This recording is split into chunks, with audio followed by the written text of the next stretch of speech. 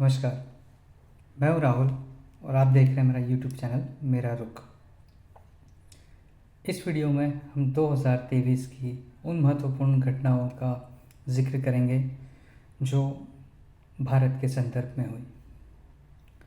सबसे पहले शुरुआत करते हैं जनवरी महीने से। विनेश फोगाट, साक्षी मलिक, बजरंग पूनिया सहित कई पहलवानों ने भारतीय कुश्ती महासंघ के प्रमुख ब्रजभूषण शरण सिंह के खिलाफ यौन दुर्व्यवहार के आरोप लगाए और जांच की मांग की। इसके लिए इन्होंने कई दिनों तक धरना भी दिया। फरवरी महीने में दिल्ली के उप मुख्यमंत्री मनीष सिसोदिया को शराब नीति में कथित अनियमितताओं के संबंध में सीबीआई द्वारा लगभग 8 घंटे की पूछताछ के बाद गिरफ्तार कर लिया गया। मार्च महीने में बीजेपी ने त्रिपुरा विधानसभा में जीत हासिल की और साथ ही एनडीए की मेघालय और नागालैंड में गठबंधन सरकारों के साथ वापसी हुई। सूरत की एक अदालत द्वारा मानहानि मामले में दोषी ठहराए जाने के एक दिन बाद राहुल गांधी की लोकसभा सदस्यता रद्द कर दी गई। अप्रैल महीने में भारत आधिकारिक तौर पर चीन को पीछे छोड़कर दुनिया का सबसे अधिक आबादी वाला देश बन गया। इस साल के मध्य तक 142.86 करोड़ आबादी होने का अनुमान है, जो चीन की आबादी से थोड़ा अधिक है। संयुक्त राष्ट्र के अनुमान के मुताबिक भारत की जनसंख्या अगले 3 दशक यानी 30 सालों तक बढ़ने की उम्मीद है। उसके बाद इसमें स्थिरता और गिरावट आना शुरू हो जाएगी। 15 अप्रैल को प्रयागराज में पुलिसकर्मियों और मीडिया कर्मियों की मौजूदगी के बीच गैंगस्टर अतीक अहमद और उनके भाई अशरफ की गोली मारकर हत्या कर दी गई। मई महीने में मणिपुर में इस महीने की शुरुआत में all tribal student union ATSU द्वारा 3 मई को बुलाए गए आदिवासी एकजुटता मार्च के दौरान मणिपुर में विभिन्न स्थानों पर हिंसक झड़पें हुई।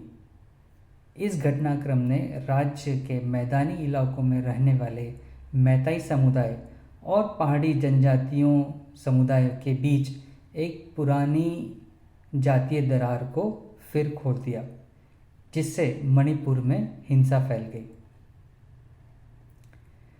इसी महीने भारत को अपना नया संसद भवन मिला। जून महीने में 2 जून को बहानागा बाजार स्टेशन के पास कोरोमंडल एक्सप्रेस, बेंगलुरु हावड़ा एक्सप्रेस और एक मालगाड़ी के बीच भीषण टक्कर हुई, जिसमें 280 से ज़्यादा लोग मारे गए और 850 से ज़्यादा लोग घायल हो गए। जुलाई में भारत के लिए त्रासदी जारी रही। मणिपुर से एक और वीडियो वायरल हुआ जिसमें 2 महिलाओं को पुरुषों की भीड़ द्वारा निर्वस्त्र अवस्था में घुमाया गया और उनका यौन उत्पीड़न किया गया। इस घटना से मणिपुर फिर अशांत हो गया। हिमाचल प्रदेश और उत्तराखंड में भारी बारिश हुई, जिससे दोनों राज्यों में करीब 12,000 करोड़ रुपए का नुकसान हुआ। हालांकि इस महीने में एक अच्छी खबर 14 जुलाई को आई, जब भारत ने अपना मून मिशन चंद्रयान-3 का सफल प्रक्षेपण किया। अगस्त महीने में 23 अगस्त को भारत का चंद्रयान-3 मिशन चंद्रमा के दक्षिणी ध्रुव पर सफलतापूर्वक सॉफ्ट लैंडिंग हुई। भारत ऐसा करने वाला दुनिया का तीसरा और दक्षिणी ध्रुव पर पहुंचने वाला दुनिया का पहला देश बना। सुप्रीम कोर्ट द्वारा मोदी सरनेम पर अपनी टिप्पणी को लेकर 2019 के आपराधिक मानहानि मामले में राहुल गांधी की सज़ा पर रोक लगा दी। इसके बाद उनकी संसद सदस्यता फिर से बहाल कर दी गई। सितंबर महीने की शुरुआत G20 शिखर सम्मेलन के साथ हुई। जो कि एक बेहद सफल आयोजन हुआ। और सबसे महत्वपूर्ण बात, इसमें दिल्ली घोषणा पत्र भी जारी हुआ जिस पर सभी सदस्य देशों ने अपने हस्ताक्षर किए। इसी महीने में भारत सरकार ने संविधान का 106वां संशोधन करते हुए 33% महिला आरक्षण बिल संसद में पारित किया। यह 2026 के परिसीमन के बाद पूर्णतः लागू होगा। अक्टूबर महीने में सुप्रीम कोर्ट ने एक महत्वपूर्ण निर्णय में ये सर्वसम्मति से बताया कि समलैंगिक विवाह को मान्यता देने से इनकार कर दिया। नवंबर महीने में मध्य प्रदेश, राजस्थान, छत्तीसगढ़, तेलंगाना और मिजोरम में चुनाव हुए। इसी नवंबर महीने में 18 तारीख को भारत एक दिवसीय विश्व कप के फाइनल में ऑस्ट्रेलिया से हार गया और इस हार के साथ 140 करोड़ देशवासियों का दिल टूट गया। इस महीने में ही एक अच्छी खबर यह आई कि उत्तराखंड में सुरंग ढहने के बाद 41 फंसे हुए मजदूरों को बचाने के लिए बहुत बड़ा अभियान चलाया गया। इस सफल अभियान में 400 से ज़्यादा घंटे लगे।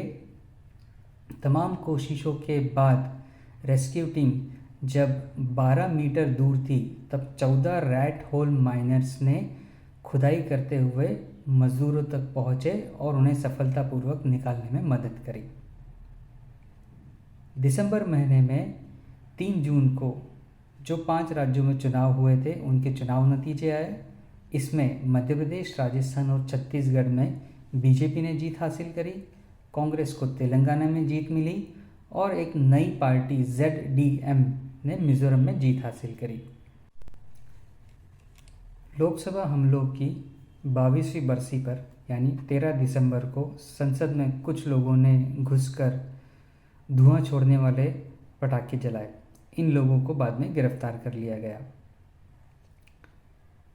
प्रधानमंत्री जी ने अयोध्या में रेलवे स्टेशन और हवाई अड्डे का उद्घाटन किया। ये थी पूरे साल भर की महत्वपूर्ण घटनाएं जिस पर सभी का ध्यान केंद्रित हुआ। नमस्कार।